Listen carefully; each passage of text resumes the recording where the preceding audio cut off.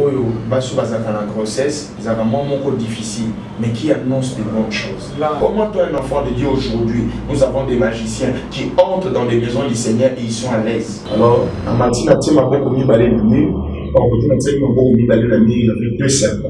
Moi, dans le bangon, je m'ai beaucoup mis dans le sous. On dit, ah, mais non, tout ça, tout ça, va faire, ça va papa te. Voilà, déjà prophète Placide. Ah. Voilà, prophète Placide. Soit il est déjà prophète, je vois. L'enfant de Dieu, il est malade, on lui dit photo qu'il est là, alors que Dieu, il est prophète. Il est prophète. Placide, il est prophète. C'est un père pour secouer, mais en secouant la main, on est au serré dans la casse. Et vous saisirez les serpents. J'ai saisi les serpents. Et ils n'ont rien fait. Comment il faut ça, on va bien avoir oppression, on va bien rencontrer dans l'oppression satanique. Moi, il y a là, par exemple, on va enfoncer au niveau de la toilette. Ça va symptômes l'esprit. Lorsque le diable te réclame personnellement, c'est comme ça. Tout était en blanc et je ne voulais pas retourner parce qu'on me montrait mon corps était trop sale. Pendant la mort de je me suis rendu. Alors qu'il m'a dit que la salle qui 7 jours. Dans mon temps, on a bien ma bassine insistant. On a bien 2 fois. Soit on comprend, on a bien la 3e fois. Dans mon notre président Zalaraté, au président Fachi, au ex-président Kabila, on a Bazalaraté. Papa Leki a dit, en tout cas, on a awa azati. Je ne fais pas que nanda banganga, to que nous retali sa papa to bakanga asui ba koko wana, mutuni ni wa yibi téléphone. Si je voyais mon corps, dans la image wana so so ngelanga, na bima ki banda en so tunamba. Je voyais mon corps trop ça et comme tout na ngai. Et loko ça mela ki ngai et changer. Omeka okota awate.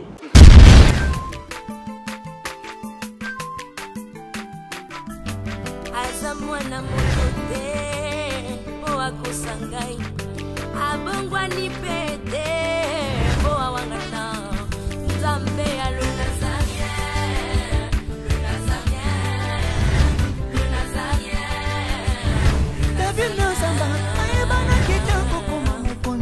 dans la démission est belé dans l'andara tout ça donc félicitations.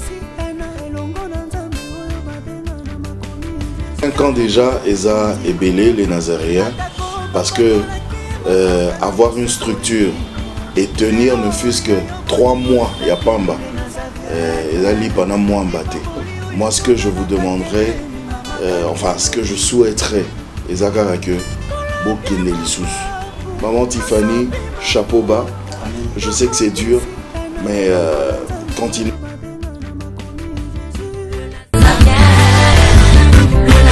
Pas responsable, nous sommes les Nazaréens, que nous sommes ensemble.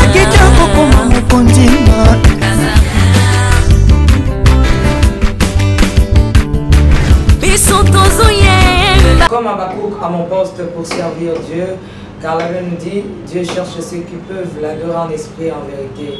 Adorer le Seigneur, c'est aussi le servir. La princesse de l'Éternel, la servante de Dieu, la présidente du Parlement céleste, députée dans cette émission témoignage, une émission dont les enfants de Dieu viennent témoigner le merveille, le bonté de l'Éternel.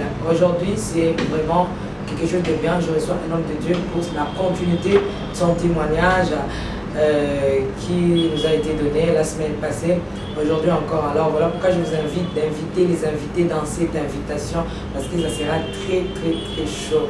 Mouba Mungouri Koapi, le 24 août, nous serons à Chitimba, donc village Chitimba, au village Chitimba, là où la princesse de l'Éternel va livrer un concert en face de ce public Yabana Nzambe, entouré des enfants de Dieu. Nous serons là, adorer, glorifier, louer le Seigneur des Seigneurs. Mais c'est un concert pour soutenir les orphelins, c'est un concert pour soutenir les orphelins qui souffrent. Voilà pourquoi nous vous supplions déjà donc, de soutenir par vos prières et soutenir financièrement, moralement, spirituellement aussi. Encore une fois de plus, shalom et bienvenue. Mais avant toute chose, la Bible nous recommande de se réjouir dans le Seigneur.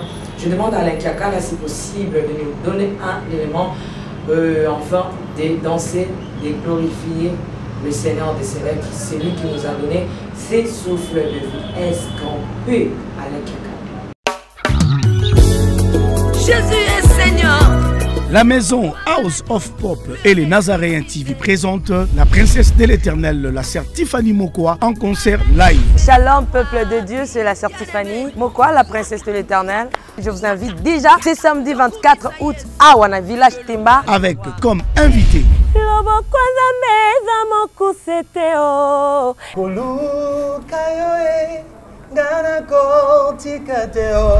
le frère Paul Bakenda, maman Godé Bondembe. Nous serons au village Temba avec notre sœur Tiffany.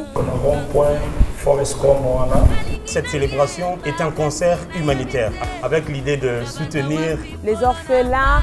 Participation $5. Justement pour redonner ce sourire à cet enfant qui pleure quelque part. C'est $5 seulement. Mais vous êtes pas obligé de vous limiter là, vous pouvez emmener plus que ce que vous possédez. Avec comme thème célébration autour du trône. Kembo, alléluia. Hosanna, na Yahweh lele. Ding, ding, ding, ding, ding. Lieu de vente des billets. Église Cité Bethel Centrale, Limité, Première rue, Village Ntemba, référence rond-point Forestcom, Silhouette Télévision et les bureaux de Nazaréens situés sur l'avenue Kassavubu. Numéro de contact plus 243 89 68 38 025. Merci, que Dieu vous bénisse. Mobaya mungu iko wapi mabe ya nzambe eza wapi celui tosangani boye na kati na plateau oyo pour glorifier celui qu'on appelle le roi des rois, l'omniprésent, l'omnipotent, l'omniscient, l'éternel des armées, le rocher. Donc il est tout. Azali pour la mission de son. De big salutations à papa Guy Labala depuis l'Afrique du Sud, à Marlène Ngui, ma petite soeur de tous les temps, depuis l'Afrique du Sud, maman Mireille da Silva, pourquoi pas la Serita, bientôt ici. Donc nous serons ici pour glorifier les Seigneurs. Et j'ai dit aussi des big salutations à mon manager privé, à mon manager de tous les temps, à mon manager de tous les jours, House of Hope, avec la visionnaire de la maison, Neka depuis les États-Unis. Maman Betty Kokole, que le Seigneur va vous bénir, c'est Papa Wani en Belgique et Maman Betty aussi. Shalom, l'homme de Dieu. Shalom, maman Tiffany, la princesse de l'éternel. Gloire à la Dieu. J'aime lorsqu'on m'appelle la princesse de l'éternel. Vous êtes homme de Dieu, ce n'est pas mon frère. Non, ce n'est pas mon frère, nous sommes fils et co-héritiers de Christ. Ok. Donc, moi, je bénis Dieu d'abord pour ces surnoms. Ça nous prouve, ça nous montre que Dieu est avec nous. Parce que si le prince est là, c'est que le roi est vivant. On parle de la princesse ou bien du prince lorsque le roi est vivant. Et lorsque le roi meurt, à ce moment-là, on ne parlera plus de la princesse ou bien du prince. On parlera du roi ou bien de la reine. Donc, aussi longtemps qu'on vous appellera princesse, donc ça prouve que Dieu existera à jamais dans notre vie. Comment s'est passée l'émission de la femme? Et puis la fois passée, c'était bien passé parce qu'on avait parlé de la part du Seigneur. Comme la Bible dit, c'est poussé par l'Esprit de Dieu que les hommes ont parlé de la part du Seigneur. Nous ne le faisons pas pour notre Sepelissa, ni pour notre biso, nous salango pour notre plus, na bande pour nous soucier, basé dans la difficulté, tout à à expérimenter l'expérience de les bits de mission. Il s'appelle le pasteur Aristote, évangéliste. Aristote, c'est son nom et c'est aussi son ministère. Il est évangéliste. Aristote, déjà un mot pour ceux-là qui nous suivent partout. D'abord, un mot, j'invite tous les enfants de Dieu de venir assister dans ces grands concerts. J'ai un mois d'août, ils ont 8e mois. Souvent, le 8e mois, ils ont un mois la grossesse, ils ont un moment difficile, mais qui annonce de bonnes choses. J'aimerais dire à quelqu'un que bientôt là, tu vas entrer dans les chiffres nets. Mais avant d'entrer dans les chiffres nets, tu dois expérimenter les choses où ils ont un chiffre 8. Alors je te demande, il y a un moment même bien en gros, ils ont $5, ils ont pour aider les orphelins. La Bible dit, la vraie évangile pure et sans tâche consiste à visiter les veuves et les orphelins. Donc bien aimé, et la Bible dit, c'est lui qui donne aux orphelins, il prête à Dieu. Or, nous avons dit que concert $5 pour nous, et ici chez nous, c'est 8 000 francs. Mon chiffre 8 est là, donc pour te dire que ces jours-là, bien aimé, je te dis, ces jours-là, au Bimabon, au début, il y a quoi voter. yo quoi avorter, yo peut aux à la stérilité, parce qu'il avait dit dans sa parole que dans ton pays il y aura ni femme stérile et ni femme qui avortera, et je remplirai le nombre de tes jours. Cela veut dire quoi? La grossesse que je te parle, ce sont des promesses de Dieu. Après ces concerts-là, tu ne vas pas avorter les promesses de Dieu, mais tu vas approcher les promesses de Dieu dans ta vie, et tu verras la gloire de Dieu. Venez nombreux, Dieu sera au rendez-vous.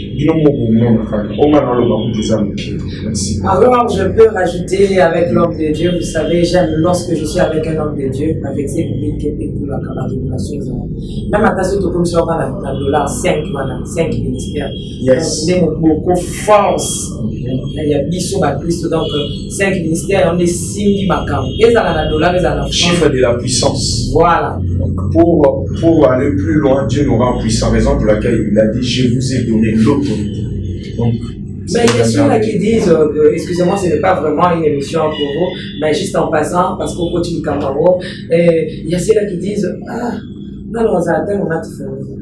Comment on peut ça pour que Azal la concert? Pour Azal la concert, on a la présence, c'est bien parce qu'il faut faire attention. La Bible dit pendant que les enfants de Dieu s'est réunissaient, les diables s'est retrouvé parmi eux. Parce que si vous lisez dans la Bible, maman Tiffany, lorsqu'on a chassé les diables, comme on a chassé Adam et Ève dans le jardin d'Éden, ils avaient dit non-retour. Le diable a sous la possibilité en route dans le paradis. Et c'était où ici là c'est clair, réponse de l'Église sur la Matthieu chapitre 16, verset 18. Là où 2-3 personnes sont réunies au sujet de mon nom, je suis ensemble avec eux. Vous savez même, quand vous lisez dans le livre d'Hébreux chapitre 11, verset 25, il avait dit n'abandonnez pas vos assemblées. Donc lorsque nous parlons de l'assemblée, c'est lorsque nous venons élever Dieu. C'est important d'être présent dans l'événement. Au cas où tu as suité, mais tu peux être représenté.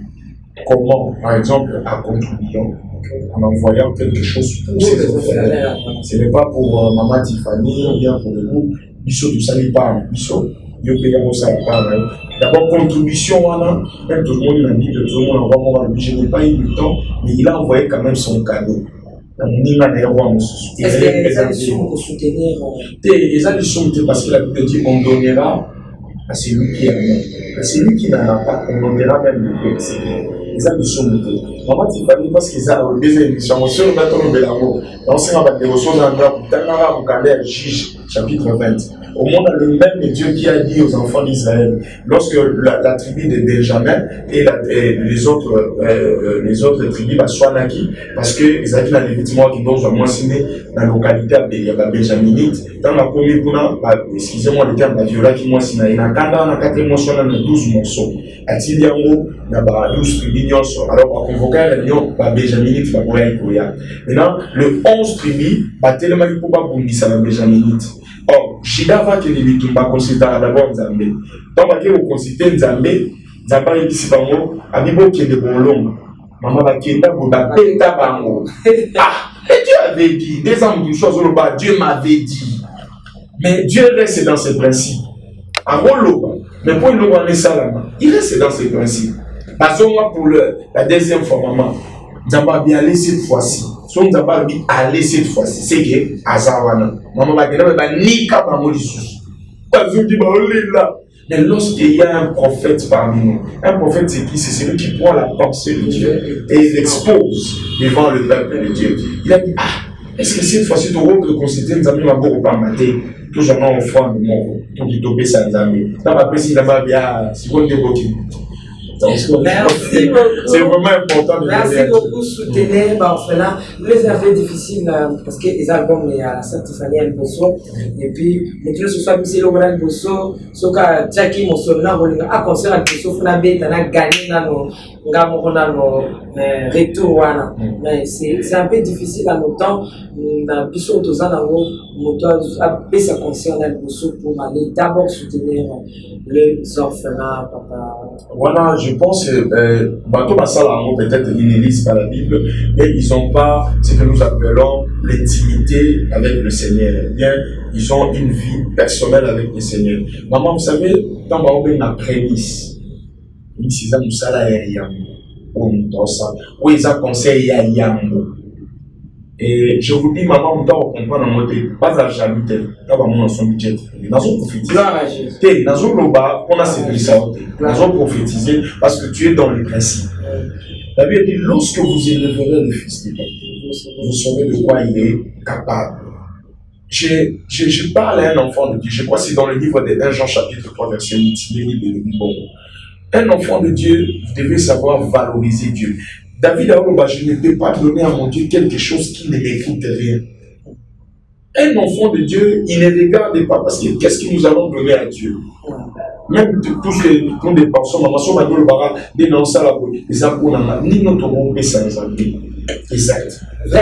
c'est athée, vraiment, j'aime bien lorsque je suis avec cet homme de Dieu, il parle que de la Bible, que de la parole de Dieu. Encore une fois, oui, shalom. Shalom, maman Tiffany, la princesse. Peuple de Dieu, va pas la machine témoignage, ou la cadibison, peut-être toujours, ça, dans la parcours, ici, quand on a ça, pour gérer ce Kanaki, comment, au Kenya, mettez la mission dans le suite, voilà, suite, il y a Jeunesse Mangaï, les gars qui, que l'on voit déjà maintenant pour tout ça, qui a ici et tout là. Donc, une étape où papa va mieux ça et l'ensemble. On était là pour soutenir aussi papa. Ça, l'ensemble, des fois, quand papa recevait les gens, et nous, on était là tout autour, en courant et tout là, parce que vous avez pas là. Et je mon compte, papa, je suis en bas de ma église. On dit non, Namata, qui est bon, il s'appelle Ampoule. Ampoule, moi, ils ont vraiment un problème au banner où il a bien été. Alors, à matin, tu m'as beaucoup mis balai de nuit. Par contre, tu m'as beaucoup mis balai de nuit, il y avait 2 serpents. À Nina, je ne sais pas sur la cause de la cicatrice et tout là. La bio kamwa à Nina à Loboko, bio kamwa à Nina à Loboko. Et puis, ma mine en bango, il s'accrochait dans ma bouche. Et puis, bizarrement, il s'accrochait presque quand on nous s'abîmons. Non, on a évité de bateau d'attendre Nini, on nous s'accrochait sur Nini, on a évité. Et puis, bizarrement, presque dans nous s'abîmons. Alors, bateau, tant que moni, dans le cas où on a le fil de recul. Maman beaucoup rapide, non, sous a rapide. Même Koué, dans la Koué dans la catéchise, papa qui m'imbango, il a vu que c'était des serpents. Et il me disait, c'est pour le maire, c'est pour le maire. Et dans un moment, on a dit que maman qui se rapporte. On doit raisonner, il se rapporte dans l'acte lorsque la salle qui naufrage. Il a été en bas ma petite, il m'a appelé ici mon tour, Nyoka, à Bini, à Kanami, on a le bon. Et il dit à secouer. Ah, il y a bon, on a le long, on a été malheureusement. Merci beaucoup, là, on a été tous les gars. J'ai essayé un peu à vous secouer, mais en secouant la main, on a vous serrer dans la casse. Tellement qu'il y a un somme pour agiter ma beaucoup rapidement. Et la chaîne mais au long na bango na maboko na bango na misulu ya maboko na ngai vraiment qui passera qui na mouvement wana balongela misulu alors que bizarrement c'était le vipère bon ba vipère batambola en balé c'était vraiment bizarre et batbalani luka papa bani luka ces jours-là je me souviens même tout à l'heure on s'est précipité et mon kanibanga ba banga nyoka parce que la ceux qui vivent à suivre au sein de 2 minutes. Alors, papa s'est précipité, moi, dans son moment, parce que bah, quand tu vas dire que la nyoka, on a un petit cali. Et tant que tu vas dire, nazo comme sika et tout là. Et puis, bah, tu vas suivre ma minima dans l'hôpital. Bazo kalibanga longtemps. Et je voulais dire à quelqu'un ceci. Les secours ne viennent ni de l'Orient, ni de l'Occident, et les secours viennent de l'Éternel, ni même du désert.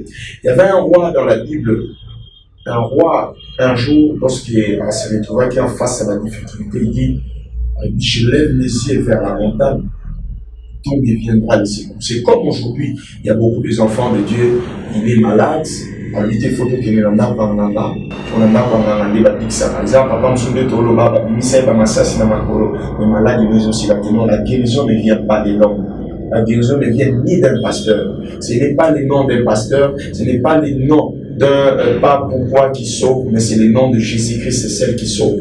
La Bible dit dans le livre des Actes 4:12, il y a des salis à aucun autre nom, ce n'est qu'au nom de Jésus. Et dans le livre des Philippiens, chapitre 2, verset 9 à 10, la Bible dit, c'est pourquoi Dieu l'a souverainement aussi élevé. Il lui a donné un nom qui est au-dessus de tous les noms, et que dans le ciel, sur la terre et sous la terre, tout genou fléchira au nom de Jésus. Sida n'avait zéro côté du besoin d'Amé.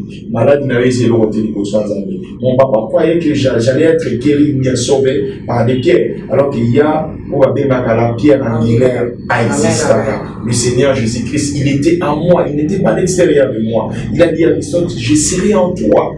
La Bible dit dans le livre des 1 Corinthiens chapitre 6, au verset 17, que celui qui s'attache au Seigneur, il devient le même avec l'Esprit de Dieu. Et la Bible dit encore dans le livre des Galates chapitre 2, verset 20, si je vis, ce n'est plus moi qui vis, c'est Christ qui vit en moi. C'est que Dieu a été en moi et ça m'a sauvé des venins. Excusez-moi, parce que on attend à oui, non, on m'a quitté parce que j'étais encore un enfant et j'aimerais. Bon, je peux dire que non, on m'a quitté, selon moi. Mais la Bible dit dans le livre de Jérémie, chapitre 1, verset 5, que je te connaissais avant que tu sois formé dans le ventre de ta mère. Je t'avais consacré et je t'avais établi. C'est vrai, même les lots, maman Tiffany, quand vous les va te mêler, bien que Colossiens 3, je crois 16 jours, surtout que ça ne va pas fêter. Moi, on a fait un anniversaire. Parce qu'il existait déjà avant jour de naissance. On a fait un où Dieu existait. Parce que même surtout que la médecine, l'enfant ne mange pas le cordon ombilical. Ce maman Mélie Prénis. Excusez-moi, l'invité. Ce moment dirigé. Moi, on a passé. Celui maman s'est déplacé à qui on a boîte. C'est moi, on n'a pas continué. Continue la boîte. Donc, j'ai existé déjà avant la boîte. Ok. Donc, en fait, ça, Dieu m'avait consacré, mais moi, je ne savais pas que Dieu m'avait consacré. Vous savez, lorsque Dieu vous établit, et là, on monte Dieu, on parlait de l'enfant Moïse, en l'instar aussi de Jésus-Christ, l'enfant Jésus. Mais mon colo n'a pas na papa ou Hérode a mobilisé les soldats de ce rapport pour maman. Pas innocent, pas pour aider. Ça va avec Dieu, maman Tiffany, pour le battre, il y en a gêne. Selon les hommes aux agènes, mais selon Dieu aux agènes. Mais l'air où gêne, prophète Salara devant les vieux prophètes. Lorsque on est les enfants de Dieu, Dieu nous a choisis dans l'éternité. La Bible dit clair, oh alléluia. Dans le livre des Romains chapitre 8, verset 29, j'aime beaucoup ces versets. Ami, il a connu d'avance. Il nous a connus vraiment d'avance là-bas. Et ce qu'il a connu d'avance, il les a aussi prédestinés. Et ce qu'il a prédestinés, il les a aussi appelés. Ce qu'il a appelé, il les a aussi justifiés. Et ce qu'il a justifié, il les a aussi glorifiés. Je m'aimerais te dire une chose. Dieu ne voit pas ce que toi tu vois. Dieu voit ce que tu es dans sa présence. Il ne voit pas ta condition actuelle, mais il voit ta position dans sa présence. Merci. Oui, on peut continuer. Et donc, voilà, excusez-moi, vous comprenez. C'est un prédicateur. Vous comprenez. Donc, selon les hommes, ils voyaient la mort, mais Dieu ne voyait pas la mort. Il était pour moi le Dieu qui avait dit à Marie, ne t'ai-je pas dit que si tu crois, tu verras la gloire de Dieu. Et j'étais là, dans l'hôpital, les autres attendaient maman, ils attendaient longtemps. Ils attendaient longtemps, et Dieu m'a sauvé. La prophète de maman Tiffany,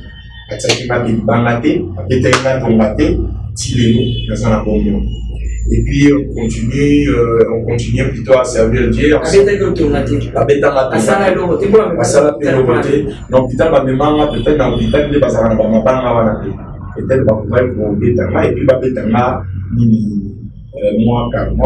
et maîtriser.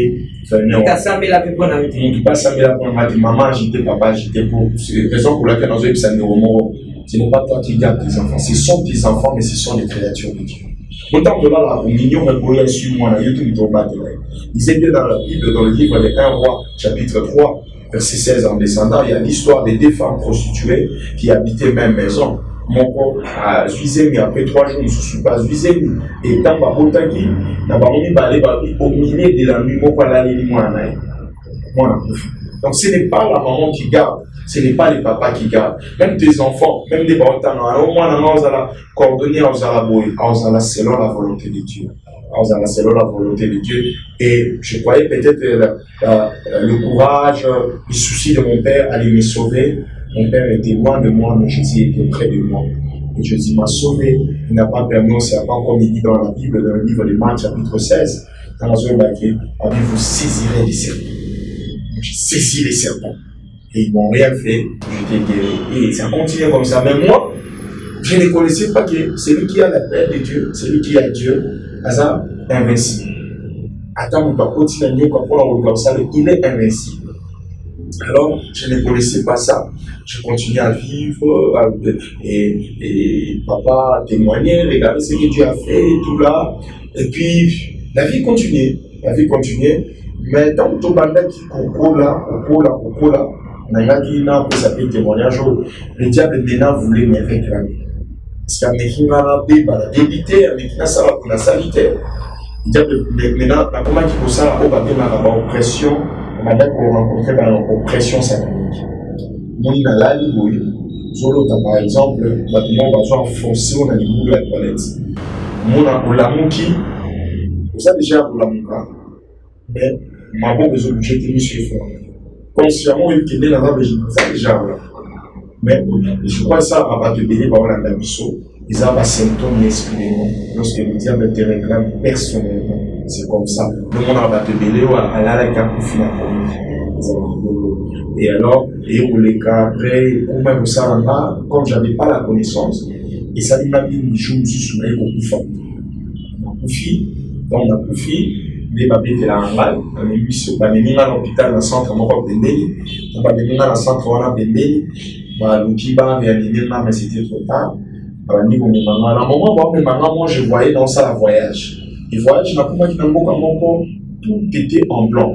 Tout était en blanc. Et je ne voulais pas retourner parce qu'on me montrait mon corps était trop sale. Et j'écoutais seulement la voix du Tabano. Et je ne voulais pas retourner dans mon corps. Parce que c'était vraiment trop sale. Et si quand on a tout vu, si quand on a comaki, nous sommes là qui font vraiment attirante la ville et tout là. Et dans le moment où je suis à l'hôpital, et dans le moment où je suis à n'importe où je continuer à la mort de jeune fille. Alors qu'il y a eu ça dans la salle qui 7 jours. 7 jours maintenant. Donc, sur mon lit, la vie, nous avons rencontré des nouveaux Congolais, des Napolitains. La montre que vous pouvez la montrer, vous avez un autre pour la maman Tiffany, mon noto, vous avez une autre à match, il y a le bar. Le bar, il peut être dit pour qu'il par là. Tout ce que vous faites, pas le bar, pour qu'il par là.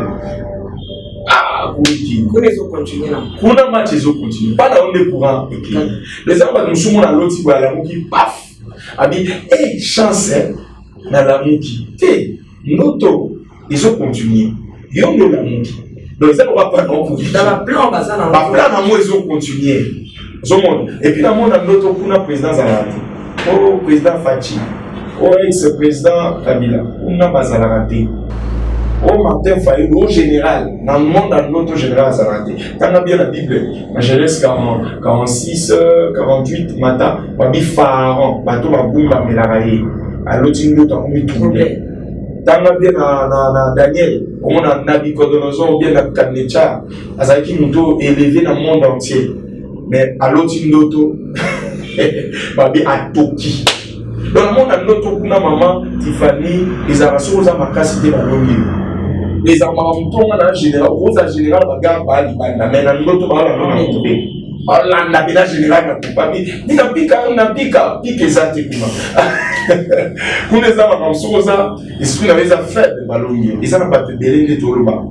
À l'autre, à la c'est trop dangereux. Moi, j'avais négligé. Dans l'esprit de mon maman, j'avais négligé. J'allais mourir.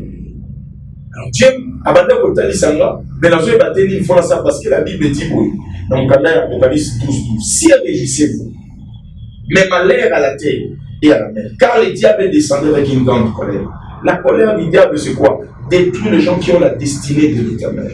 Détruire les gens qui ont une mission avec Dieu. Il y a un moment où il y a Jésus, il y a un moment où Moïse. Alors, ceux qui, maman Moïse a dit prudentité. Il y a un moment où on tient le mal. Bien qu'ils aient une révélation, on va font la loi exaltée. Ils ont pas te donner l'eau. baolanda biso baza na pope tout là alors tata il trouve ça normal. Bien qu'il y a un verset qui dit que bandoto mususu ils ont bafouille d'activité. Oui, tous en bandoto ils ont bafouille d'activité humaine. Tous en bandoto où tu pas nzambe, tous en bandoto où tu pas bien. Donc Dieu te montre parce que la Bible dit Dieu parle cependant tantôt d'une manière, tantôt d'une autre. Nous mususu de toujours le ba alors ta bandoto on la na raiba mbam, yeba na raiga mbam yeno ala date. Là nous mususu za na poto na on la biso alors ta bandoto yeti le ba na lemba na pam na ba famille wana. Ce sont des réclamations à la longue. Ma plan ils a réservé dans l'autre, ça va s'accomplir comme ça. Ok, merci Pasteur. Et là on a c'est quoi qui voilà pour la Bukanangal et c'était vraiment merveilleux. D'ailleurs pour jouer défaut mon corps pour la roloba, d'ailleurs pour passer pour la bienté, d'ailleurs pour nous la difficulté, pour nous la bienté, la prière, ça m'a aussi un race mon pays au fait. Mais Pasteur, pourquoi bien en fait? Combien à parce que nous avons deux sortes de la mort. Nous avons la mort physique et la mort spirituelle. Lorsque nous parlons de la mort physique, c'est la séparation de l'âme et du corps. L'âme retourne à Dieu et le corps reste seul, sans vie. Et lorsque nous parlons de la mort spirituelle, c'est lorsque quelqu'un n'a pas l'esprit de Dieu. Moi, je parle de la mort physique. Physique, donc. Âme anglaise qui séparée parce que je voyais mon corps dans la image de les autres de la main, la bima qui bandait les autres. Je voyais mon corps trop sale. Je ne sais pas. Na voyage, mon corps apparaître. Et puis je me suis retrouvé entre maman et papa, là-bas, on débat fini avec et tout là, parce que j'étais encore trop petit. Merci. Des vieux banio continuer, Romoko là. Quand Romoko là, un jour, vous avez dit na mon petite classe, tout qui est moins bandant ici là, tu vois. Ah, il y a pas dans la scène milo. T'as voyé? Azan aussi quand sur un petit coffee assez concentré, petit coffee. Et qui est au bout de lui. Ah, on m'a dit, mais on va mettre un fort en école. Donc, c'est qu'il faut lancer le repos, on t'a sacré, il a tout boulé quand il va. Mais aujourd'hui, on est né à deux. Là, il faut qu'on les équipes à dire, on souhaite tout là. Il faut qu'on souhaite 5 000, on souhaite tout là. Et qu'il a eu la veste à papa, j'ai volé l'argent. Donc, na batouana. Na batouana, pas à j'avais amené aussi mon frère, moi la papa comme mais il était mon grand frère. Donc au Komiwana, je crois soit on a biso, Azangoula, a évi événement l'année les gars qui de quoi on va aller dans mode déjà côté, il a dit mosso. Il va m'aller dans la dimanche, ah vous allez être là, la dimanche voilà, ce qui sont qui t'anti qui là et tout là, et tant à côté à Guinée à l'obi, avec des bonanga kota, des bonanga de Botswana. Basali bakati banina ewana mais ngai to na ina kota na yebi na wana makamyo so isa mawana na yebi na ngana nzambe en profondeur. Je suis l'enfant d'un pasteur mais na yebi nzambe te donc na l'église pour so la kete ba obetanga na oliati na l'église te pour na kesambe la nzambe. Alors na te ya pe on so batinga pe parole na te ina bien que j'étais encore trop petit. Comment on peut pas partir comme si le roi a expérience. Et alors, et comme il tourne, verset 14, il n'y a pas de relation entre la lumière et les ténèbres. Et puis moi, dans l'ensemble, même dans le Mikolo, va passer à Simikisi. Si tu as la chose de Dieu, mon doigt n'est pas bon qu'il a ressenti. Non, il y a pas qui dit là, mesa. Ah, Atania ou Kondoko. Namona yo nachayo na mwamba na minito na kata bena katikata saka fufu. Oui, allô est-ce que tu bonjour. Boni. Et le côté et puis qu'il y a mon bureau à travailler tes micros. Donc dès que ça on a eu galère na niveau 0. Tout ça là boy. Ngai naza na mbongo vraiment mingi te. Mais nazo tchela bino moi mutio naza nango na agence moko boy Nazareta. Sarita qui dit sérieux. Oh, Maman, comment est bon donc yo pèse au fouti mbongo kuna partir à poto biso to ya to jibilo. Na bengi ya Scotty. Agence moi ifungami comme on Nazareth. Na kufie. Agence lisusu. Ndeke sansu mulongo kuna. Pour cela susu. Kuna iza mamba mulongo te. Ye si afuti mbongo kuna partir à poto biso tozo ke ko récupérer biloko oli. Ah tika boyeko. Yiso mona makama bongo na monte. Bat pape si mbongo kuna biloko ke récupérer biloko oli na agence. Ezalaka. Mais yango ibandi. Maman. Leki nanga yebisi ngai mena ndimite. Na lingi na mona ki mona mbeso. Poli kamba boye. Na monde na ne salamate. Mama yebisa ngai. Ba pesi mbongo kuna biso to récupérer biloko kolia awa. Ya solo boutique Nazareth ezali boutique où ezali à distribution ba produits alimentaires. Ah! Na sali poto sunga bandeko oyo même ba oyo bazana na peu de ressources. Comme les avez bandeko on bazana niveau Kinshasa même avec un petit rien. Donc à partir à $10, $15. Donc si on a un bon côté, nous devons na poto ko sunga yo a ozuka biloko kolia. Eh maman Nazareth nzamba pambola ya bakise mikole belé awa na sena mokili. Et bongo awa tozawa poto yeba adresse awa. La boutique Nazareth a été ici à Kubungate, toza sur avenue Monkoto numéro 1, direction Elengesa. Face à face na église catholique Saint-Vincent. Ah, direction Elengesa, Monkoto numéro 1, à face à l'église catholique Saint-Vincent. Ah, Saint-Vincent d'école. Bon numéro de téléphone, vous en avez déjà, vous en avez 3 numéros pour Paris, vous en avez un numéro pour la Suisse, vous en avez un numéro pour la Suède. Ah! Non. Nazareth, vous allez la Congo Sili. Julia, vous allez kangisa kia foufou. Il y a modé, il y a un foufou. Oui, pour la Nazareth, tu as un système en bimbi, dans Bongo Shingo. Bon, ok. Vous allez sérieux. Ça, c'est du sérieux. Verset 14. Il n'y a pas de relation entre la lumière et les ténèbres. Et moi, dans Nzambe, même dans Mikolo, va passer à Simikisi. Si tu as la chose de Dieu, mon doigt n'est pas qui va ressentir. Et moi, les gens vont nous maman Tiffany, au salier l'autre, vous avez rendez-vous, mais il faut que vous changer leur place. Comprendre. Vous en avez diapason moroté.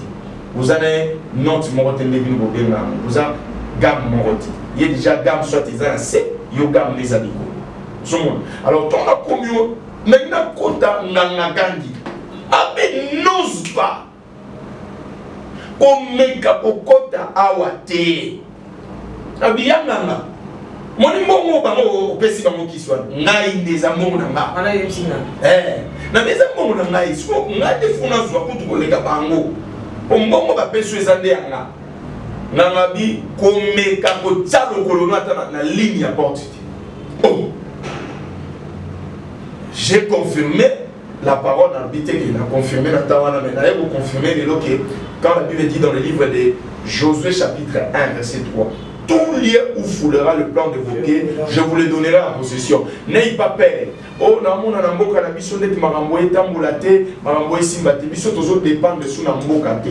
Tozo dépendre na Nzambe parce que la Bible dit dans le livre de Ésaïe 8 verset 12, n'appelez pas conjuration ce que ce peuple appelle conjuration. Biso tozo dépendre na ligne wana te. Na moment wana na mema qui scorte à ange avec moi parce que l'ange de l'Éternel comme pour tout les ceux qui craignent Dieu.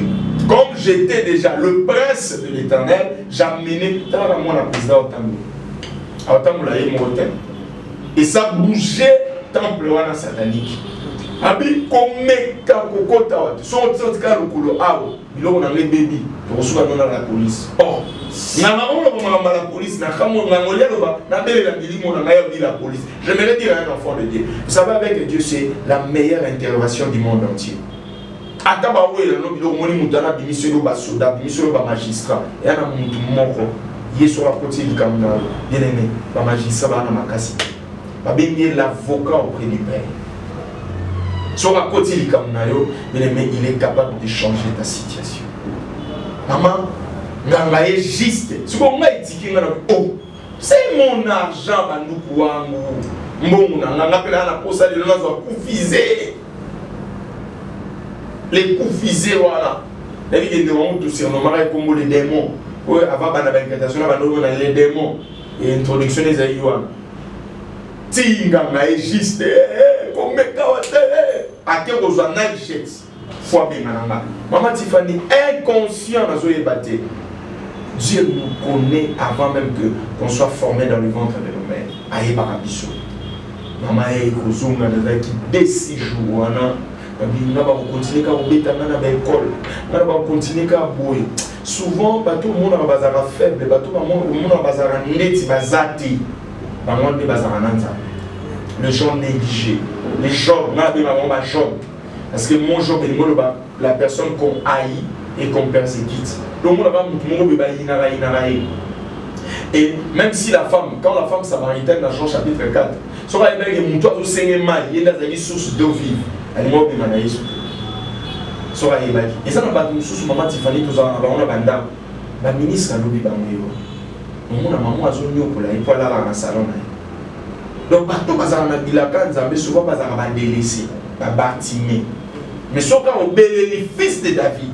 Et lorsqu'on parle des fils de David, si on a les fils de David, c'est que je vais dire.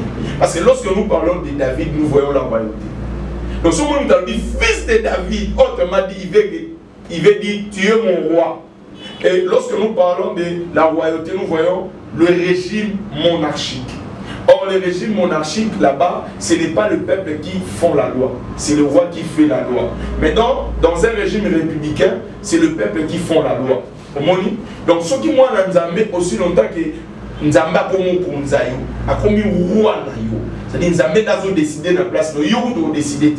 En élection, awa. Sans Moutatuna. Oh, ce n'est pas encore le temps Tiffany, pour les Ghana Wana. Fouillé Bamakambouana. Donc, parce qu'il est le roi, pour le Baradi, il est. Sauf que aussi longtemps, au bel les fils de David, il était par royauté n'a été. Moi, monsieur Foumamou Isaac. Merci, on continue. Dans l'équipe Bongo, on a dit pour Yoka, on a dit pour comprendre où on a zali. On a dit pour un pied dedans, un pied de dehors. Un moko, pour s'appeler un mokili et tout là. Et Nakuko la car, Nazuko la wana, Nemito la kakawana, Tozuko la, Jou moko. Tofandi na papa et papa leki na ngai avec un téléphone mon na bolo ba pour ne pas faire la publicité. Papa leki on a son téléphone na éviter ba téléphone et continue la République démocratique du Congo, il y a mis qui est surtout tant moyen qu'ils a qui cher ma casse. À son on a $400 à l'époque. Alors téléphone on est pour moi tous ba te belé na katanda papa leki alobi akanda osamelate. Abi en tout cas mtambima awa azati. Je ne fais que nanda panganga to me rotali sa papa to bakanga so ba ko wana mutu nini wa yibi téléphone to ba okende to ke panganga na la 4e personne vous avez le nombre de 6 na la 4e personne mutali bosa kuti ko pe kanga miete ya mi balé ko pe kanga miete ya mi sa ko pe kanga miete et comme tout na ngai et loko ça mi la kingai échanger abisa bi mwana wana oyebi eti azo ça papa les qui n'a pas abi moni mwana wana bino boye diete so ngana bani na bino so ngana yibi consommer et fandi na poche de bani ko misimba poche na nzambe na ngai na ndimi mo yibia abi omoni mwana wana ko bino boye nga des problèmes papa les des problèmes ni yem ta yibi habité amuntu moko boye so ka kotia wa na biso nyonso ebebi. Maman Tiffany devant mon Dieu. Mais il t'aime là, tu as encore pour moi aller. Abi, yo kutu kolobate, ko mekape kokota. Deuxième fois. Donc mon temps nous avons bien la bassine na insistant. Bien à 2 fois. Soit mon comprend ta bien la 3e fois. Même pas bien la Paul, bien sol 2 fois. Pourquoi 2 fois. Pourquoi nous avons abandonné la Kiamal? Il voulait confirmer ce que j'ai dit. Monsieur Nzamba Bengi, au monde on a bassine, on a beaucoup de gens qui Maman Tiffany, tant qu'on a donné bongo, on a raisonné dans ma cambo salami la ngawana. Qu'est-ce qui se passe? On a zandoki, oh nani. On est dans le banamo, on a zandoki, oh nano, banganga baobo yanga boy. Et papa, il y a les catabité, il y a des téléphones. Mais pardon, il y a et puis, présence des autres comment toi, un enfant de Dieu aujourd'hui, nous avons des magiciens qui entrent dans les maisons du Seigneur et ils sont à l'aise. Comment aujourd'hui un enfant de Dieu, tu pars et tu rencontres un magicien, il veut te faire du mal et il est à l'aise. Où est le Dieu qui avait dit ils te feront la guerre? Mais ils ne te vaincront pas. Pourquoi? Parce que je suis avec toi. Et ça, tout le monde te fait. Parce que quand tu as déjà un idolâtre, tu as pas bon idolâtre. Quand tu as un consulter Dieu étranger, tu as pas bon. Et ces jours-là, si le téléphone ils ont un divan, il n'a pas un divan. Donc Zambé avait permis le roi Neyako à confirmer au Nazareth. C'est en ce moment-là, Dieu n'a pas dit que je suis conscience au Nazareth. Il n'a pas dit au comprendre. Oh, donc il a dit papa. Papa a dit, mais oui, Dieu m'avait parlé de toi. Dieu t'avait consacré. Il a dit, écoute, nous pouvons comme un pasteur. En réalité, il nous a père spirituel. Oh, c'est vrai, il a dit oui. Papa a un père spirituel. Nous, toi, ça va la délivrance, c'est toi qui es mon père spirituel. Il a dit non, papa, c'est toi qui es mon père spirituel. Non, Aristote, c'est toi qui es mon père. Nous, ça allait débat. Si nous avons dit qu'on compte à ce qu'on a manzambe. Quand on a continué à manzambe, je me suis lancé dans l'intercession. Quand on a continué l'intercession, on a dit que l'équipe d'intercession, c'est la liberté. Le nom, comme on va intercesseur à l'élo, maman. Monsieur Dozala qui est au Sambela, on a pessimisé adresse, a pessimisé na numéro. Donc il y a beaucoup de monde qui est au Sambela, n'est pas Zamba le bac, n'est pas bon. Zamba biso Zamba no c'est surtout lié. Tobi a okunda eloko, bochumo ni bomunye eloko. Intercession la biso ezala eko. Dans ma moitié pour la makandenge nani, jeune mokazana na bungwa. Te wana te. Et voilà, boum, voilà, oui, il y a une autre là. On les a basé par rapport à la magie. Mais bon, même si ma combo est comment est-ce que bon, je ne sais pas son nom, je ne sais pas citer son nom, mais au bassin, on les a manzambe. Quel nous peut en dire pas Timo? T'es biso to Timo la pour toi impressionner par tout. Biso to yo sambe na lupam. Par exemple, bengi biso. Aux a mbongo na to impressionner na mbongo na. Une fois to bandi au sambe la, so sala ba makamu na lupam. Tu es sur les papas, au Kunda Ramona Mora Bédard. Tu es l'église Nayo, au Kunda bébé na chair. Tu es sur pasteur, au Kunda bébé na chair. Mais tu vas te me battre, tu vas me battre. C'est que ma papa Kunda bébé na chair en église. Et ça dit, dans Matthieu 24 à 24, et le béni, dans le dernier temps, ils s'élèveront des faux Christ. Ils ont manqué à mater. Ils ont manqué à l'élo. Basani dans un peu, ça n'a qui se passe. Toye Babamona Babamona, Simon les magiciens. Église, attention à la race de Simon les magiciens dans l'église. Ça va, on peut continuer la oui. Et quand on a banni pour la conscience, on a banni l'intercession, Dieu a commencé à m'utiliser dans les enseignements. Des cas, on a utilisé papa. On a utilisé papa. Au moins, on a l'ali, nous avons autant de enseignements. Mais pour la première fois, on a tellement de choses, on a tellement tu n'es plus un enfant du ténèbre, mais tu es maintenant un enfant du monde de la lumière. C'était waouh, la bourse à un jour. J'ai commencé à expliquer le fruit de la lumière et le fruit du monde des ténèbres. Et c'était vraiment du waouh. Et je me souviens des enseignements dans ma personne, c'était sur les chandeliers d'or. Si les gens ont commandé, ils ont un cahier. Si Dieu fait grâce, ils ont commandé un livre. Bon, dans le chandelier d'or, ils ont un carte à Bible. Et ça y est, au moins la temple était, au moins la temple, il était dans la Bible. Bon, la Bible, tu peux enseigner ces délais. Mais vous te c'est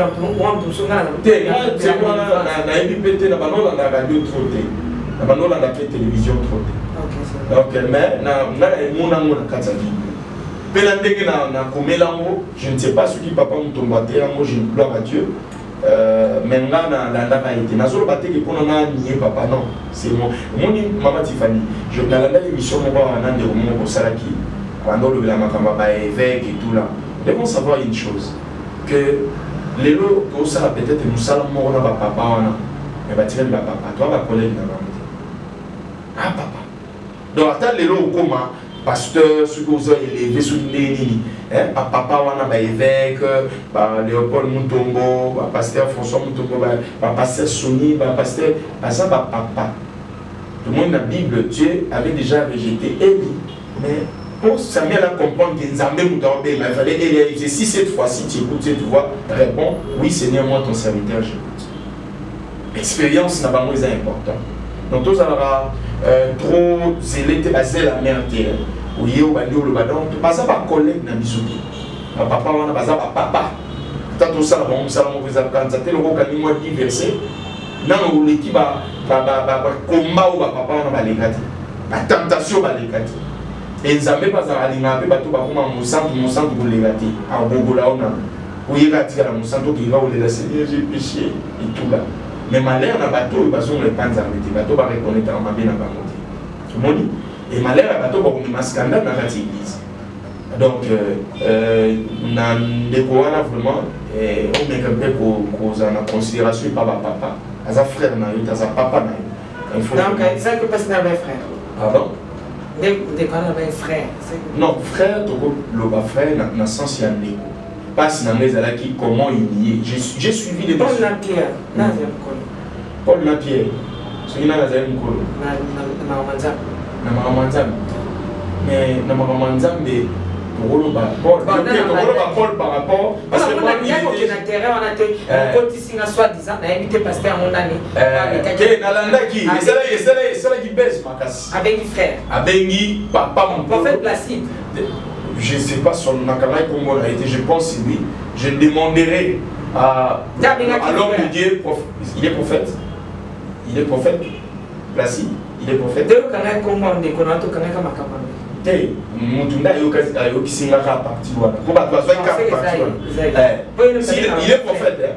Il est prophète. L'homme de Dieu prophète. Avec beaucoup de respect que je vous dois, je vous demande seulement de considérer aussi les aînés. Et ça une très bonne chose. Papa Aristote, problème les années avec qui pasteur, les pasteur Moukuna, pasteur Moukuna. Papa des frères. Oui. Frère dans le sens il y a Neko et tout là des côtés. Frère dans le sens que même il avait insisté. On dit ah mais non tout ça là on ça tout ça va faire, ça va papa dire. Voilà déjà passé prophète Placide. Ah. Voilà pour faire passer. Soit il est déjà prophète, je vois. Mais est-ce qu'il est. Éviter même, moi je conseille à mon frère. L'humilité précède la gloire. Parce que papa, t'as saliré. Mon dit, sont amis. Est-ce que lui qui est un homme, ça a combien de monter papa?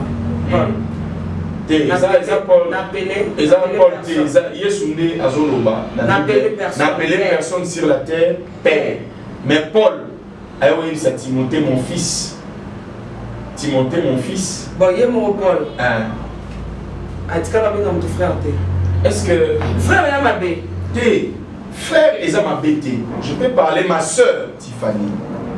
Dans le Seigneur. Mais dans le Seigneur, il y a un bandel pour le Béla. Dans le bâtiment, pour le Natouka. Oui, dans le bandel pour le Béla, la fin, dans le sens de ton niveau, mon corps. Que tes ambitions sont passées. Non, non. Vous savez. Mais nous avons au Babéma, il y a peu sur la Bible, sur le Bible, ni Marie ou bien Myriam, Aaron, Babé Tamani na lèvre. Pour la nuit d'Atan à Diram, na Corée, Bakotani na Liboulou, pour la nuit Moïse, Bishop toi l'esprit mon bonaï. Mais Bible n'a pas le Bible. Moïse a le Bible. Il n'y a pas l'ancien. Moi je parle de la Bible. Dans l'Ancien Testament c'est l'ombre. Je parle de la Bible. Ce sont l'ombre des choses. Ah, si un enfant de Dieu. L'accomplissement c'est dans le. Non, si un enfant de Dieu, si un enfant de Dieu ne sait pas reconnaître l'Ancien Testament, je parle de la Bible. La Bible ce n'est pas le 27 livres. La Bible ce n'est pas le 27 livres. Mais là, c'est le Nouveau Testament. La personne de Jésus, comme Dieu il a dit, pour vous dire qu'il y a des personnes père. Okay. C'est lui qui est notre pierre angulaire. Oui. C'est lui qui est notre chemin. Il a dit il ne faut jamais appeler personne père. Toi, n'a pas qu'à mon corps.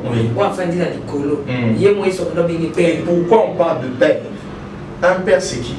C'est celui qui donne la sémence. Pour nous tous. Bon,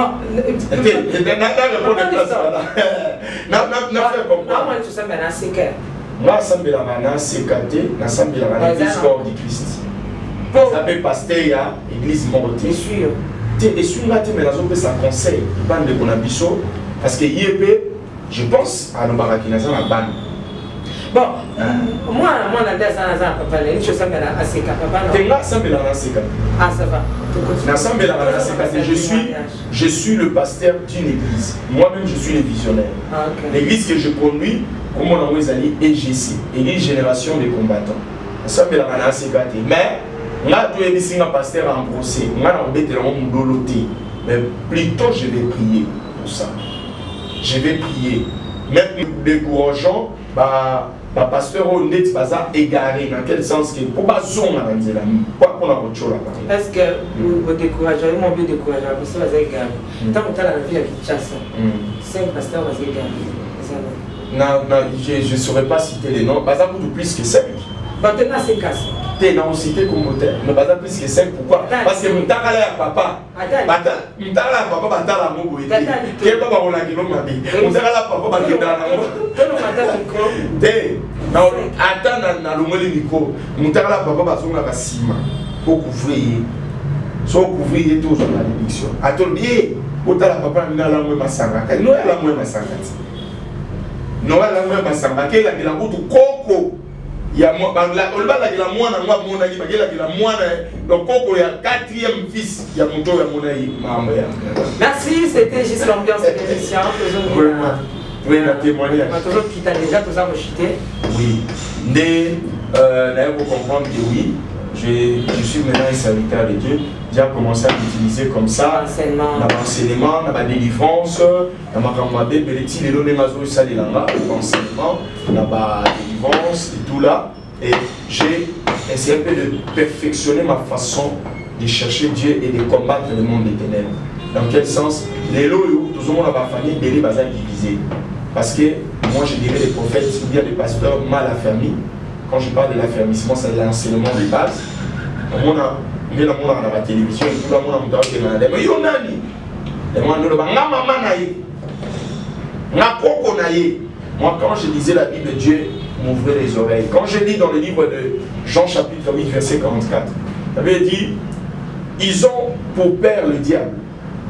En lui il n'y a pas la vérité. Lorsqu'il parle du mensonge, il parle de sa propre nature. Et un démon qui sort dans un corps, il te dit la vérité. Toi, un pasteur mal affermi, tu dis effectivement enregistré en l'examen de la TV. Tu as la maman qui doit combattre. Combien de familles au bas église et Carole? On a manque qui a discernement. Oh non, parce que Jésus t'a raconté une fou des gadara. Quel est ton nom? Fou des gadara répondait que je suis légion. Mais va voir ton dictionnaire. Et moi, les gens veulent dire quoi? Les gens veulent dire nous sommes nombreux, nous sommes beaucoup. Et les lots, combien de fiançailles et Kabouani? Parce que Satan a reçu la vie. Il ne s'y tient pas dans la vérité. Merci. Donc c'est comme ça que j'ai perfectionné ma façon de servir Dieu. Avant de continuer, 3e témoignage, on a quitté dans le village. On a la confrontation, on a mabélé. Voilà. Parce que c'est Bakima, Bakima. Te na solo ba makambo esalama. So les salamités na obango. Na za na vie na ngai eloko na yina na vie na nga, il y a 4 choses na yina. Il y a les bosso orgueil parce que l'orgueil précède la chute. Il y a mibalé moisi parce que Delilah a quoi ça va Samson et a comme ça va y avec. Il y a misatu ezali mbongo la cupidité na lingangote. Na sala nzambe pour la mbongo te. Na sala nzambe je pense un jour où il y a l'église au monde. Je prends tout ce que je gagne dans ma vie, je donne à Dieu, et sans intérêt, sans éloignement mon corps. Et il y a souka, où on a l'inarate, ils avaient sanjolanga la place en Zambé. Grâce à l'église, on n'a pas de Zamba, pasteur Aristote, non. Les vidéos du temps pas été déjà déchirées. Je pense que tout le monde a le bacard, oui. Avec le temps, peut-être on va comprendre autre chose. Et puis, les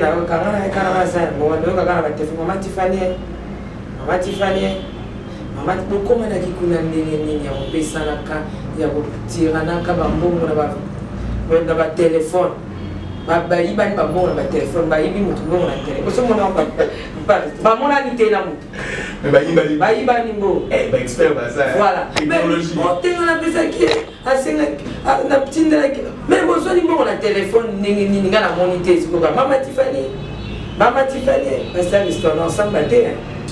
En tout cas, maman, pour Nambongo, celui pour Nambongo, celui qui aura pour Nambongo, moi je ne vis pas pour l'argent, je vis pour Dieu. Voilà, je pense que Boyo qui vient le pasteur Aristote Alobi, mot de la fin, avant tout qu'on a fait. Mot de la fin, bien-aimé, tu dois savoir une chose, toi tu ne vis pas par rapport à la vie, bien par rapport à la vitesse de ce monde. Toi tu vis par rapport à Dieu. Je te donnerai un verset. Matthieu chapitre 7, verset 20 en descendant. Il avait dit, ce n'est pas tout le monde qui dit Seigneur, Seigneur qui hériteront le royaume des cieux. Mais ce sont ceux-là qui font la volonté de mon Père. Car plusieurs viendront ce jour-là pour dire Seigneur, on t'a servi, j'ai prêché ta parole, j'ai prophétisé à ton nom, je fais des miracles à ton nom. Il dira oui, mais moi je ne te connais pas. Ce qui est important, je ne suis pas impressionné, mais ne sois pas impressionné par celui qui prêche, par celui qui prophétise ou par celui qui fait les miracles. Mais sois impressionné par celui qui craint Dieu. Pourquoi? Parce que le diable peut te donner les dons spirituels, mais le diable ne te donnera jamais le fruit de l'esprit. Le diable peut te donner les dons des miracles. Le diable peut te donner les dons de la prophétie. Mais le diable ne te donnera jamais le fruit de l'amour, le fruit de la joie, le fruit de la patience, le fruit de la foi. Bien-aimé dans le Seigneur, servez Dieu en vérité, mettez Dieu en première position. Cherchez d'abord Dieu, Dieu va bénir ta vie. Et que ces témoignages te donnent la force de croire que Dieu t'a appelé, tu n'es pas inutile. Merci. Merci, retournons à la régie, vraiment un élément, et on se retrouve dans le régie à vous. Jésus est Seigneur. La maison House of Pop et les Nazaréens TV présentent la princesse de l'éternel, la sœur Tiffany Mokoa, en concert live. Shalom peuple de Dieu, c'est la sœur Tiffany Mokoa, la princesse de l'éternel. Je vous invite déjà, c'est samedi 24 août à Wana Village Temba. Avec comme invité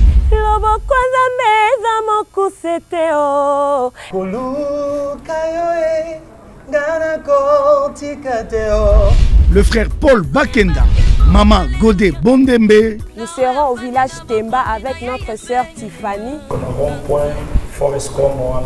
Cette célébration est un concert humanitaire avec l'idée de soutenir les orphelins. Participation 5 $. Justement pour redonner ce sourire à cet enfant qui pleure quelque part, c'est 5 $ seulement. Mais vous êtes pas obligé de vous limiter là, vous pouvez emmener plus que ce que vous possédez. Avec comme thème célébration autour du trône. Kembo, alléluia.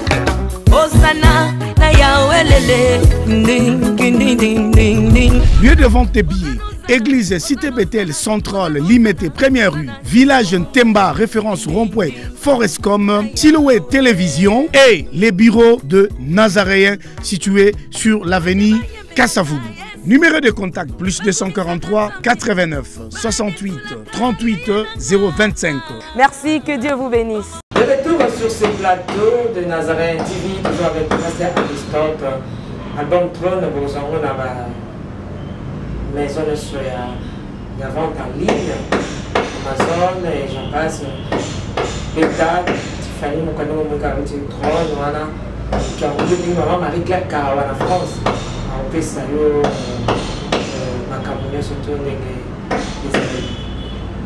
Pasteur, excusez. Oui. Pasteur Aristote, est-ce que ça va? Oui, ça va.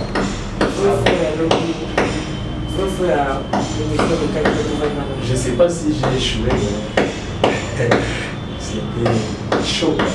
Mais je ne sais pas si j'ai échoué. Est-ce qu'on est obligé de le voir? Oui. Ou non? Aujourd'hui, je pense non. Ça me fait chaud là. Dans les questions, moi je bloque là-bas. Ils ont bloqué ma classe et puis ils ont monté ma classe. Donc moi, c'est vraiment chaud. Mais juste ça, ma camo quand même on fait une émission. Bon, sur les arts par rapport à ma camo qui est une émission, moi je suis d'accord. Même maintenant, on tourne la classe parce que c'est ma camo une émission. Ok. Vrai ou faux, au courtoyant déjà à Sika. Vrai. Vrai ou faux, au collaborateur à pasteur à Sika. Vrai. Merci.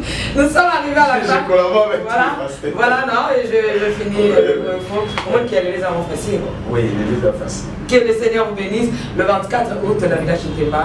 Donc, Si vous avez je pense que vous avez besoin de pour que Baza, ciao. Naolia bakiti na ba mesa. Ah, atanya ukondoko. Namona yo. Nachayo na mwamba. La minute on a 4 pena katikata saga fufu. Oui, allô Escoti, bonjour. Boni. Et l'autre côté, et puis qu'il y a mon bureau à travailler tes micros.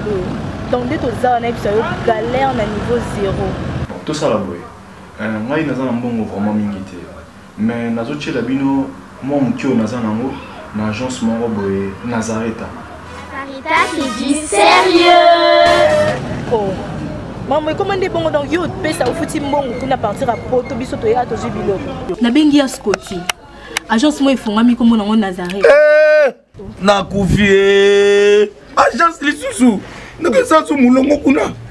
Pour nous, ils ont mulongo te. Yesi a fouti mbongo kuna partir à poto. Biso tozo ke ko récupérer biloko oli. Ah tika boyiko. Yiso mona makamba bongo na monte. Bat pape si mbongo kuna biloko ke récupérer biloko oli na agence. Ezalaka. Mais yango ibandi. Maman. Leki nanga yebisi ngai mena ndimite. Na lingi na mona ki mona beso. Poli kamba boye. Na monte na ne salamate. Maman yebisa ngai. Pape si mbongo kuna biso to récupérer biloko kolia awa. Ya solo boutique Nazareta, ezali boutique où ezali à distribution de produits alimentaires. Ah! Nazali poto sunga bandeko oyo même ba oyo bazana na peu de ressources. Comme on a été bandeko bazana niveau Kinshasa même avec un petit rien. Donc à partir à $10, $15.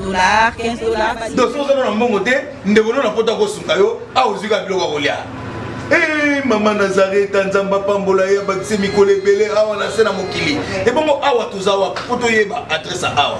La boutique Nazareta est ici à Kobungate, toza sur avenue Monkoto numéro 1, direction Elengesa. Face à face na église catholique Saint-Vincent. Ah, direction Elengesa, Monkoto numéro 1, à face à l'église catholique. Ah, c'est ça, d'accord. Bon numéro de téléphone, vous avez monté déjà, vous avez on a 3 numéros pour Paris, vous avez un numéro pour la Suisse, vous avez un numéro pour la Suisse. Ah non, non, non, non, non, non. Nazareta, vous avez la Congo Sili. Julia, vous avez Kangisa qui a foufou. Eh, ya modé, you ben dit qu'on a foufou. Oui, pour la Nazareta, tu as un système en bimbi, dans Bongo Shingong. Bon, ok. Vous allez Silio. Sarita qui dit sérieux. Bien-aimés dans le Seigneur, le son des cloches vient de sonner pour éclairer le monde à l'intérêt des saluts des âmes. Hey, hey, hey. Les Nazaréens Productions vous présentent la princesse de l'éternel Tiffany Mokwa dans l'album Trône en featuring avec le pasteur Henri Papa Moulaja et le frère Billy Bilombage avec des chansons comme Kembo Alléluia Osana na Yahweh lele Oezo matanga na motema ezebele Yango na yebisi yo d'âge en âge et les 4 êtres vivants disaient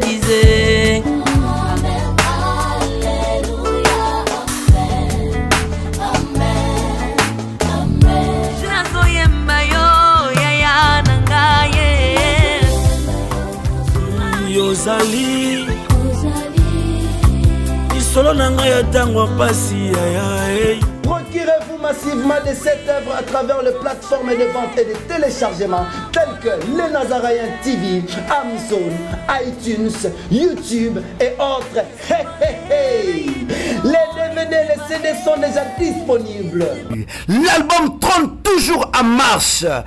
Déjà en France, appelez-nous au plus 33 65 93 16 781. Mamae, bateau-toi France, ce n'est pas encore fini. Comme je le disais, contactez-nous au plus 33 65 93 16 781. Une seule adresse, au numéro 112 de l'avenue Songololo, croisement Prince Kassavubu, dans la commune de Kinshasa.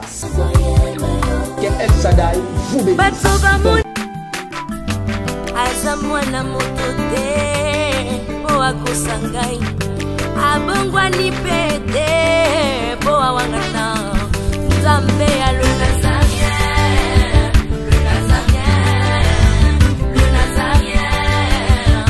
David Nzamba ayebana kitoko koma mukondima atako babakolaki mafuta na musakolima lelo yayo bolingo ebateli le Nazarien lipamboli oyo emonanaka tempeni mama kantelo